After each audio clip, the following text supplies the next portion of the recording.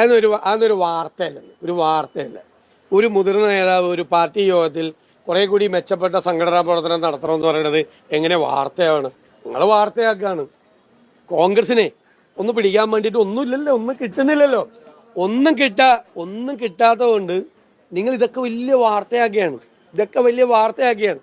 നിങ്ങൾ സ്വന്തം പാർട്ടിയിൽപ്പെട്ട PK Sasi CPM ആണല്ലോ, KTDCയുടെ ചെയർമാനാണല്ലോ, CPM എന്ന് പുറത്താക്കിയിട്ട് CPM നേതാവല്ലേ, അയാളെ 2 കാലും വെട്ടിയെടുക്കുമെന്ന് SFI നേതാവ് പറഞ്ഞിട്ട് അതല്ലേ വാർത്ത?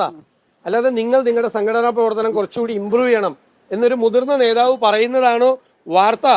സ്വന്തം പാർട്ടി നേതാവിന്റെ 2 കാലും വെട്ടിയെടുക്കും, കാലില്ലാതെ നടക്കുമെന്ന് പറയുന്നതാണോ വാർത്ത?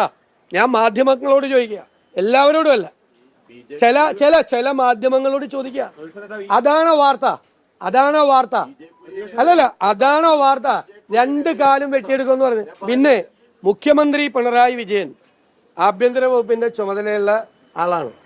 അദ്ദേഹത്തിന്റെ കീഴിലാണ് പോലീസ്. ആ പോലീസിനെതിരായി തെരുവിൽ DYFI SFIക്കാര് വിളിച്ച മുദ്രാവാക്യം പോലീസിന്റെ കൈയും വെട്ടും കാലും വെട്ടും, വേണ്ടി വന്ന തലയും വെട്ടും എന്നാണ്. അത് വാർത്തയല്ല.